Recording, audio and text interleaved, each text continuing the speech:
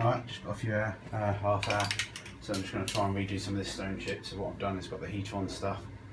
I've got half a can of stone chip left, so I'm just going to use it up. And basically, yeah, just rub it down a little bit where it hasn't stuck.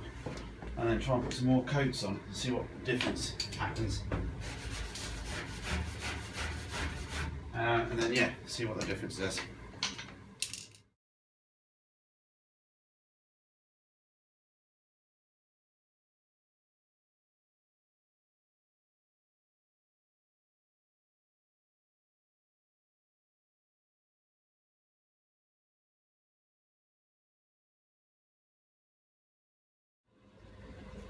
Alright, so I've just blown a little bit of stone chip into the bits that are cracked a bit, but so what I'll do is I'm going to leave the heater on.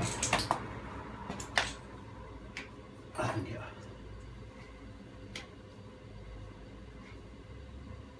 and leave the heater on, keep the garage door shut, see if the heat helps as well, and then we'll come back later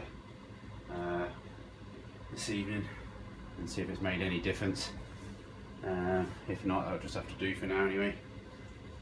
Just put a bit of smooth white as well, just on the bulkhead bit as well, which I was talking about before. I just need to rub down the inner wings a little bit before I put a smooth white on them. Because I think I might as well just do the engine bay in smooth white, it'll be fine for now I think. So much stuff inside the engine bay anyway, you don't really see too much. And then what we'll do is settle the outside of the car and much the inside as well. But that'll be the next job. So yeah, let's go off, see what happens. Then what I need to do is try and cover it up later because I don't want to get too much dust and grinding marks. And then we'll crack on with the subframe, which people are still saying scrap, not, but we'll see.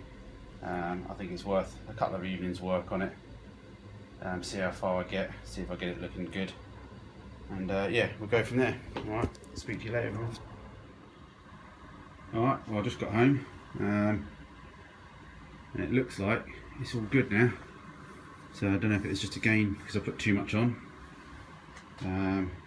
before, maybe the temperatures, but basically yeah, this time left the heater on all afternoon, so it's mostly cost me £300 in electricity, but hey, I've done it myself on the cheap, so yeah, all good, so that's good. And I said I've just put a bit of hammer white down there,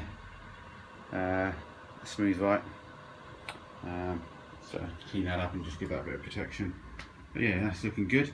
So yeah, just pop inside now, get some dirty clothes on, and hopefully come out and crack on with the subframe. Alright, just got a few minutes before tea.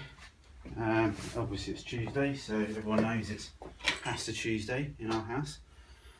So let's back to the subframe. Just to let you know, the heater on for a few hours, I've got up to about 10 degrees, not paintable weather. Not top coat weather, that's for sure, but you know, just good to know that for such a drafty garage, might be able to get it up some more. Anyway, so let's crack on. I haven't got much long, so what I'll do is I'll just cut some more away of this to see if we can get back to solid metal. If we can get back to solid metal, we can see how much we need to replace.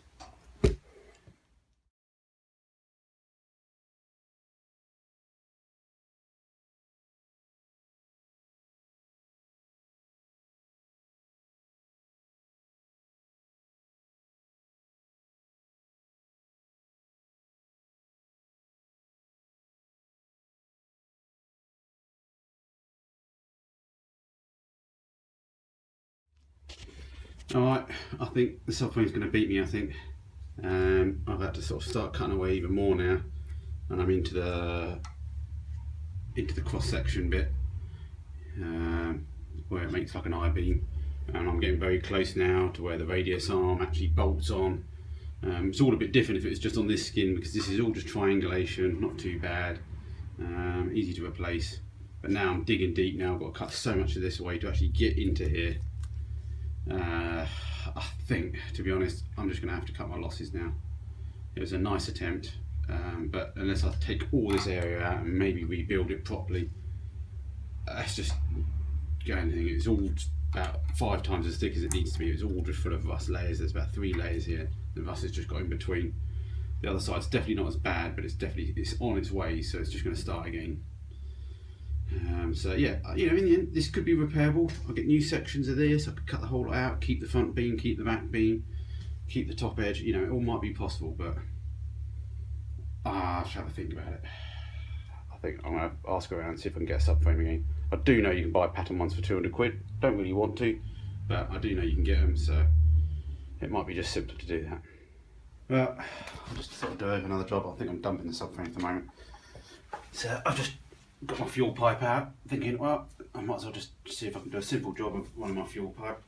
So if I do the fuel pipes and brake pipes now and clamp them up, the subframes can go back in once I've got a bit of subframe and all good, and because they can run above the subframe. So basically, yeah, goes through that hole there with the grommet later on. So the pipe comes out there, along the boot floor, keep flush, and then along the floor to the front. And again, it goes behind the front subframe as well. So I'm going to try and have a go at fitting that. Always useful. Box of assorted grommets of different sizes. Definitely always comes in handy.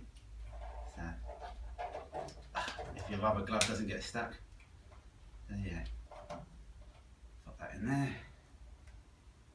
Seems all good. So easy enough to fit that one anyway later on with the fuel pipe up through the boot floor anyway. So let's bend it and see how I'll do.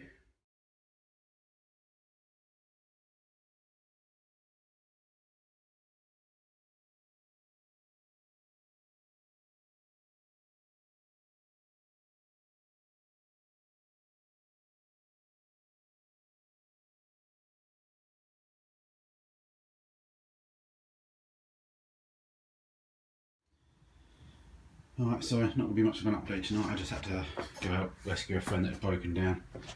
So I've just started running the fuel pipe.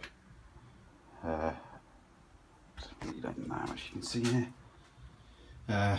So yeah, been putting some heat shrink on just over this because it had some protection on it anyway. Don't really need it, I don't think. I've never done it before, but I saw the old car had some, so just adds a bit of protection on there. And so yeah, I'm going to bend that up, round up to the bulkhead. So get that done tomorrow. Alright, but yeah, not much of an update, sorry about that. But yeah, views on the subframe would be greatly appreciated if people think it's repairable or not. Well, anything is, but anyway, views. Cheers mate, bye.